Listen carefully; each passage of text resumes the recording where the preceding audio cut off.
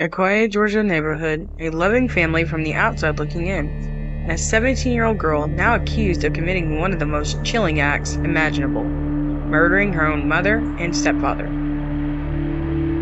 What led to this brutal double homicide, and why did it take 5 months to make an arrest? This is the case of Sarah Grace Patrick. Back in February 2025, Carroll County Sheriff's deputies made a heartbreaking discovery. Inside a home on Bethlehem Church Road, they found the bodies of 41-year-old Amber Patrick and her husband, 45-year-old Chris Patrick. Both were dead from what investigators called a violent incident.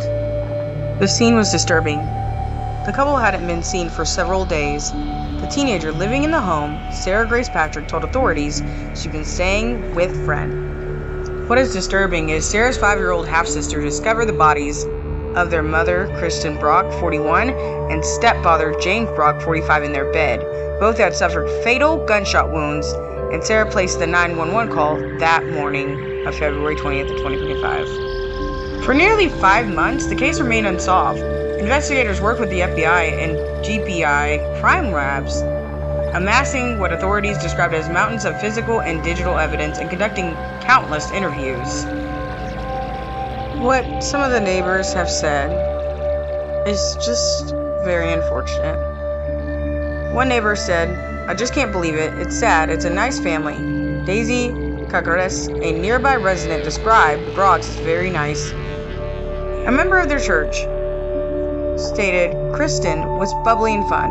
James would always crack jokes and make you laugh. This was from Tasa Meza. Another statement was made. "We don't know what goes through the mind of a child who wants to harm their parents." That is, Sheriff spokesman Ashley Husley emphasized the community's shock and the bizarre nature of this crime. Months passed with few updates. Then on July 8th, 2025, everything changed. Police announced the arrest of 17-year-old Sarah Grace Patrick, charging her with 2 counts of malice murder. As you all remember, I recognize many of you in this room that did come out on the scene that fateful day on February 20th.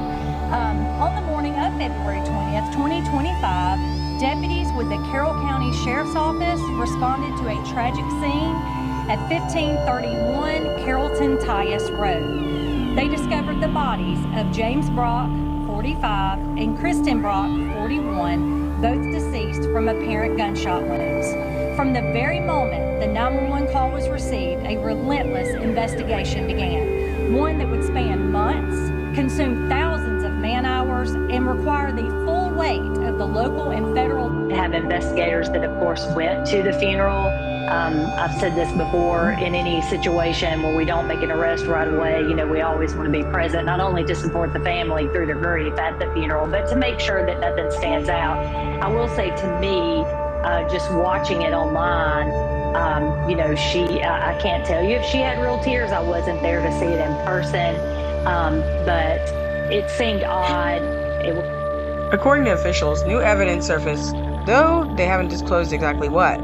Sheriff Terry Langley said, quote, "This was a thorough investigation, and we believe we now have the person responsible in custody." Not only did the child call 911, but she stood up in church at the funeral and made a eulogy for her family, and was weeping and just regretful, remorseful of what happened to them. And it's just an insane case of how they determined that she is the party that killed them, but they don't know why. I'm guessing, my theory is possibly a mental breakdown. Maybe there was something that was said. She could have been under a lot of stress. Maybe there was something that happened with the stepfather. I don't know, man. But I'm just very curious to know why. There's always a motive, especially if she's a little girl. It's not even no offense or anything, but it's not even a boy. So there hadn't been something that took place, especially because it's her stepdad. So I'm just wondering if there's something behind that. And I know that the neighbors are saying these people are wonderful, but who doesn't say that when someone dies? A lot of people say that people are great and fabulous people, but nobody truly understands what goes on behind closed doors. And if they did know, maybe they just didn't care. But we don't know enough yet. So I'm hoping that justice is served fully, and if there was something that this child had experienced that somebody will come out and say something, or she will.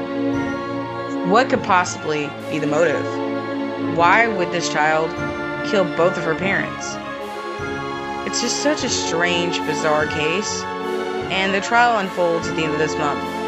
2 lives lost and 1 girl's life hanging in the balance. What do you think happened? Was this premeditated or something else? Leave your comments below and let's discuss this topic. Until next time, take care of yourself. Bye.